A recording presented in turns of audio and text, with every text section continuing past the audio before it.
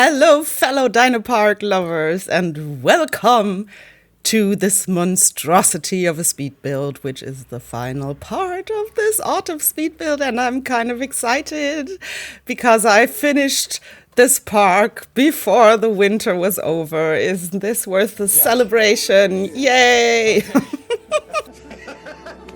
Now, I'm saying monstrosity of a speed build because right now, as I'm doing this voiceover, the video is 40 minutes long, and I'm kind of hoping to find bits and pieces that I can edit out while I'm doing this voiceover, because I don't want to split this into two videos, because I want to get over with this part, with this park. And the actual thing which you're seeing here, that is mainly what I'm going to do today, is two aviaries that I am going to style in different themes, I guess. They are the cage aviaries, so I thought it wouldn't make sense to create deserts and stuff because it didn't make sense to me. So I just created lovely landscapes that fit the biome, and I think this one turned out pretty nice. And living in there are tapajaras, I think, and something else. Tropiognathus maybe, and the Australophonator. I just love those guys. They are so colorful, and I think these colorful trees really go with them. And I'm basically just adding a lot of nooks and crannies that give you the feel that you're really looking into something hidden and really private, secluded feeling into this awesome exhibit from the viewing platforms. There you go. This is the view from one of the viewing galleries, and I love it. I just think with the sunlight and everything, it turned out so nicely. And now that this one is finished, I'm going to add another big aviary, and I fiddled a lot. This is just so you get the feeling for what I had to go through. And I'm leaving a little space in between in the aviary so that I can create a exclusive hotel section in there. You can only reach it via a gyrosphere tour that is going through the aviary. And I didn't like the positioning of the viewing gallery, but what can you do, right? It's just what it is. This aviary is going to be the home to, I think, the pteranodon. Yes, pteranodon. Pyroraptors, quite a lot of pyroraptors in green and blue, and I think dark violet. I went for peacock type colors with them because I think they look really nice with those patterns and colors. I don't know the names of them, I'm sorry, but I guess you know which one they are. Pteranodon, Pyroraptor, I added a lot of compies, but they all died because they were constantly panicking. I made a video about this a few weeks ago. And Dreadnoughtuses, of course, the new Dreadnoughtus with the 2022 skin variant, but very different skin colors and patterns, and they just look so lovely. And in here I created a redwood biome forest with lots of water, lots of goats running around. And it is actually pretty basic, but I went over this landscape with brushes of shrubs and bushes and trees, and also the tall cycad trees, I think, because the Dreadnoughtus is needed something to eat, and I thought those were the most fitting with the redwood trees. So yeah, here I'm weaving the gyrosphere tour through it. It was a little hassle, but I managed. And it's really lush and diverse in the end because I really went berserk and crazy with the brushes and the textures and everything. And I added a lot of rocks and stuff and little intricate alleyways where the gyrosphere is passing through. I really like that it's passing in front of two of the viewing galleries. Also, by the way, I had a day-night cycle turned on, so don't be confused by the different times of days that you are going to see here. Sometimes there is a harsh jump from nighttime to soft daylight, and you're kind of wondering what happened in between. Well, I can tell you, I spent some time marveling over the park and my creatures because I'm the type of person that builds something, just a little spot of something, and then I just pass my time looking at it and thinking about it and if I like it or not and what could be done better. And so I spent a lot of time in my parks just admiring what I created. My God. Okay. So this is, I guess, the aviary done.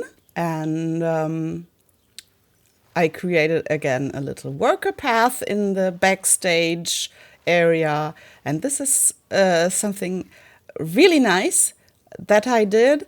And it is just a little viewing, how can I say? It's not a terrace, it's not a platform, it's just this little intricate path plaza, really small, with a few seating opportunities that you can't reach from the lagoon section. You can only reach it via another section that you're going to see shortly. I have built this for demonstrational purposes because I wanted to check if my Compsognathus were panicking with everyone in one enclosure or if they could live with the Malta small species we got, and they could. So I created just a really little enclosure where I just threw them in and just to see if they could coexist peacefully and without panicking. And this is it. And I decided to keep this because I had this small area behind the aviary with the Suchomimus and the Baryonyx. And I thought, well, why not just keep it a cute little exhibit with all the small species. And this is the place from which you can reach this platform that I built earlier. Here I'm checking which decorations I want to go with the fence. And you can only reach it via, again, a gyrosphere tour that is going through the glass aviary with the Baryonyx and Suchomimus in it. And yeah, I really like how this little space turned out. But you'll see. This little enclosure doesn't have any viewing platforms latched onto it. You have this path that is going all around it, and you can look over the several decoration pieces that I added here. I'm creating the path that is going to lead down to this little viewing section into the aviary. And I guess I added a bathroom there because I actually wanted people to go there because, yes, for the tour, I'm going to open this park so that it looks operational. We'll just see how that goes because I think the game is going to struggle, but if I leave it open for like half an hour and just do nothing and then close it again, all the people will still be there and I can do my tour without the PC having to, do the math on all the amenities and stuff. And I think it's going to be okay. So yeah, this is me doing path work. Wow, fantastic. Lots of things, trees.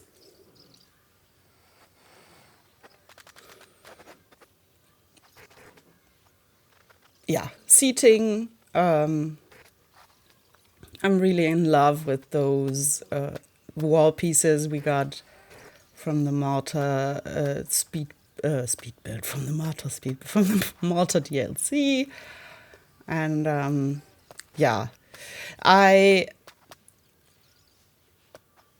I was feeling a little on the fence about these planters that I'm adding right now because I actually didn't want the view to be obscured by anything. But I also didn't want this exhibit to look like you could just step over the fence as a guest and walk into the exhibit because we just don't want people to do that, right?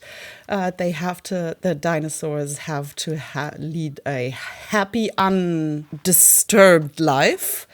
So, yeah, I kind of reluctantly added the planters, but I think it turned out quite nicely. Yeah, here I replaced a hotel that I had built first with two viewing galleries that sort of give you an overlook over the lagoon section and the worker section, which I think was quite nice. And yeah, I also like the monorail passing through here. I sort of made use of the pillars to create a little entry exit from this roundabout in front of the tour building to the animal enclosure. And here I'm creating it's just a small guest section with a shop and a drink thingy and just a little seating section. And I am, of course, just in case, adding a viewing gallery onto this little raised platform right there because, well, I thought that if just for the game mechanics, if there was something with the opportunity to see dinosaurs, there would be more people coming here. So yeah, let's get to the guest section with just a small seating section and a little decorational idea that I like quite a lot. I added these fountains behind the wall pieces with a few bushes, which I like quite a lot. I don't know if I have told you this already, but I like how the small fountain and the wall pieces overlap. It sort of feels like they were built together. And what I also like doing, which you're seeing here, is just placing a few of the decoration pieces that I aligned properly and then later rearrange them with the delete and move tool. So I can alternate the decoration pieces. This is what I meant. I think it looks really nice. Alternate the decoration pieces with ease and just grab them where I put them. And yeah, so here I'm creating this little seating section and fiddling with the path, which I have no idea why this was so hard for me, apparently. Yeah, and this is where the guests are going to sit. We're enjoying their drink or food. Lots of lights. Lovely. And the bushes.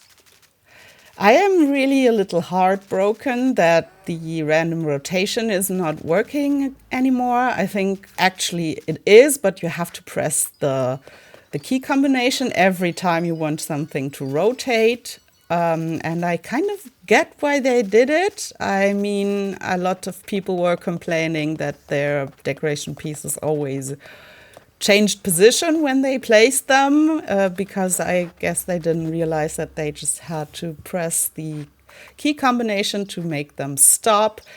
And now you have to actively decide that you want your piece to randomly rotate. But I kind of missed to just press the key once to activate random rotation. But I guess I'm going to have to live with it. I don't think they are going to change it back, because this is obviously easier to use for most of the people. So I guess it's going to stay like that. Lights. I really like this little seating section down there. I think it's really nice and romantic and intricate and cute. And you can look into this aviary from a really secluded point of view. So yeah. And here I'm just creating another viewing opportunity that is accessible from the lagoon section. And I added the redwoods outside of this aviary just to break it up a little. And, they are native to this biome apparently, so it's okay to have them grow outside and just to let the theme of the aviary sort of bleed outside. So that it all looks like it belongs together. It makes it a little bit more cohesive. Normally I don't, if I create like a different biome in the aviary, like some jungle, swamp, snow, or desert type biome, I wouldn't, especially the foliage, wouldn't bring this outside. Maybe some of the rock and sand textures and stuff. Definitely not the snow and not the tropical plants that I have grown there, because this sort of ruins the idea that they need this special temperatures and weather conditions to be able to grow somewhere. But with the redwoods, I thought it was really no problem to have them grow outside. It is, after all, this metal aviary that has the same weather conditions as the outside does, because it's really just a cage. And then all that was left to do is do some finishing touches on this whole section, this whole aviary marine reptile section. Here I'm rearranging the gyrosphere tour and adding a little seating section right next to it, and creating an access point to this lonely viewing gallery into this aviary over here. Just adding bits and pieces of path, so you could really walk wherever you want and sort of still get to all the possible viewing things there are. Adding a little restroom area with a little bit of nature next to this aquarium. Yeah, just some nice stuff so it feels more polished. And I went for this natural theme down here. Lots of rocks and bushes and flowers, little meadows, trees. Just some nice stuff.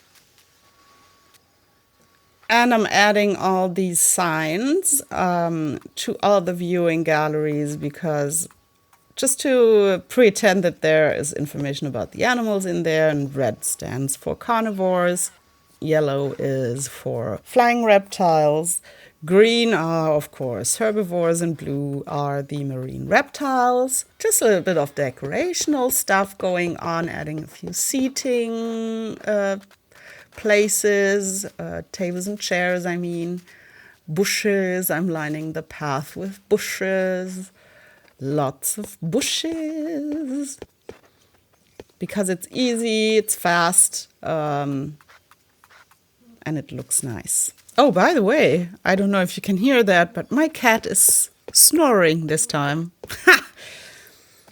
Every day something new with her. And here again, as I said before, I'm letting seep this redwood biome out to the outside, just to give it that feel that it all belongs together. Yeah, and creating little entry and exit points with the rocks for the gyrosphere tour. Just some nice stuff. Here I'm creating a little entrance and I'm alternating the different bush sizes, which also adds a little bit of more natural feel to it. And this little space that I had left here, I thought I should use it for a little scientific display. So I added this skeleton, which of course I would have chosen a different one if I had a different one, because there is no Spinosaurus in this aviary or in this park, actually. But that's just what I have, and I think I really like it. This idea that you have, or maybe in front of an exhibit, you have this informational display with the skeleton and everything. I like it. I think now, yes, I'm creating this entry to the viewing gallery with the indicational flags that there is the pteranodon to be seen. Here I'm doing a little bit of a separation to this terrace that I'm building. And I know that sometimes I have the feeling that you can't, under any circumstance, leave any path unlined.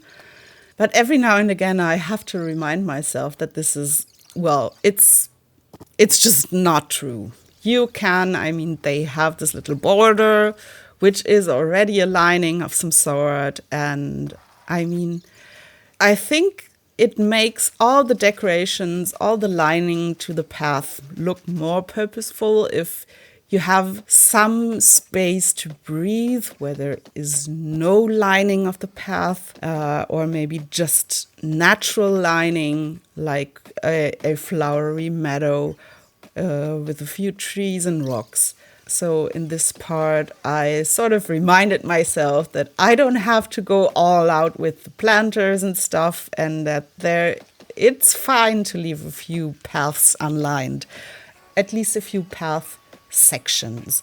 Here I'm sort of hiding the ugly aviary base, that because it's awkwardly sticking out of the ground here because it's elevated, and also for the gyrosphere tour guys that ride by here to sort of make it a little bit more immersive. I'm trying to hide the outside of the aviary with the rocks and the bushes and the trees, so you really feel, well, it's not so imminent that you are in this confined space, in this huge cage, but you really are in this little separate world. At least that was sort of the idea behind this, what I just did there. And here I'm creating, again, little seating nooks next to the viewing galleries in this little house-like shape that I don't know why I chose it, but it works. And I'm using the planters with the wooden webby thing, lining it all with bushes and lights. And I tried something new with every seating house nook right here, in arranging these planters differently. This is something nice, I think. I have no idea if I'm going to do this again, but yeah, it's different from what I usually do, so I thought, why not keep it? Bushes, bushes, bushes! Lights, lights, lights! And this is, I believe, the final part of this video. It is the decorating of this secluded hotel section in the middle of the aviary with a few planters, bison lights, wall pieces. Yeah, and I actually wanted to raise the ground inside, so the people could have this little round walk around the aviary perimeter and just look into it from the path. But then I wouldn't have been able to add the gyrosphere tour because the gates automatically lower the ground again, and I felt like I didn't have enough space to have this sort of elevation difference going on with the lower gyrosphere tour and the rest of it being raised up. So yeah, it's a little sad, but this was just an idea that I would have loved to realize, but I couldn't. And so I still added these wall pieces to line this path that can't go really close to the aviary, which is a shame. And it's really not necessary to add those because the aviary has this concrete base. But I wanted to stick to my initial idea, so I just went with it. And it looks okay. I mean, it really isn't necessary. It's just, especially with the bushes and rocks that I'm placing in front of it, it's sort of, yeah, hides a lot of the fence, of the wall pieces, but it looks a little bit more finished and polished. So I just went with it anyways.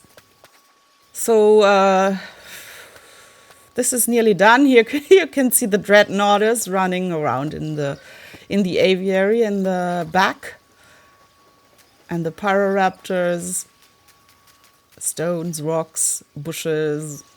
I like this little area. Then I created a few sitting sections next to the tour building and the viewing platform. I changed the fence type so that people could look at the tour going by, because I always think this adds a little bit of interest to a place. There's something happening and you can take a look at it, and this is basically what this video is about right here. I'm not doing glamour shots. I'm going to do a tour pretty soon, so you're going to see all of the glory of this build. So that's it. This was the last part. Thanks so much for watching and sticking to this channel. See you next time and stay tuned for the tour. Bye!